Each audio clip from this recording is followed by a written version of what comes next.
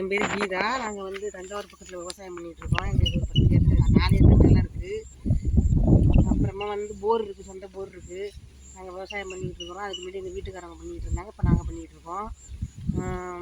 காலையிலையும் சாயங்காலமும் டெய்லி வந்து தண்ணி பாய்ச்சுவோம், களை எடுப்போம், எல்லாமே பண்ணிக்குவோம். நாங்களே எல்லாம் பண்ணிக்குவோம். அறுவடை சமயத்தில் மட்டும் கொஞ்சம் ஆள் உதவிக்கு கூப்பிட்டுக்குவோம், பண்ணிக்குவோம். அதே மாதிரி போயிட்டுருக்கு. எங்களுக்கு ஒரு நிறைவான வருமானம் கொடுக்குது இந்த விவசாயம். 10 வருஷமாக நாங்கள் பார்த்துக்கிட்டு இருக்கோம். ஏதாச்சும் பூச்சி ஏதாச்சும் தொந்தரவுன்னா போய் கடையில் போய் உரக்கடையில் போய் கேட்போம். அவர் ஏதோ ஒரு மருந்து கொடுப்பாரு, வாங்கி ஆளை வச்சு அடித்து பார்த்துக்கிட்டு இருந்தோம். இப்போ ஒரு 2 வருஷமாக தமிழ்ச்செல்வன் தம்பி வந்தார், ஏரிஸ்லேருந்து வந்தார். நாங்கள் ஏரிஸ்லேருந்து வர்றோம்னு சொல்லி இந்த மாதிரி சொல்லிவிட்டு இப்படி பண்ணுங்கம்மா, இந்த மாதிரிலாம் செய்யுங்க பண்ணுங்கன்னு சொன்னார். வயலையும் வந்து பார்த்தாரு.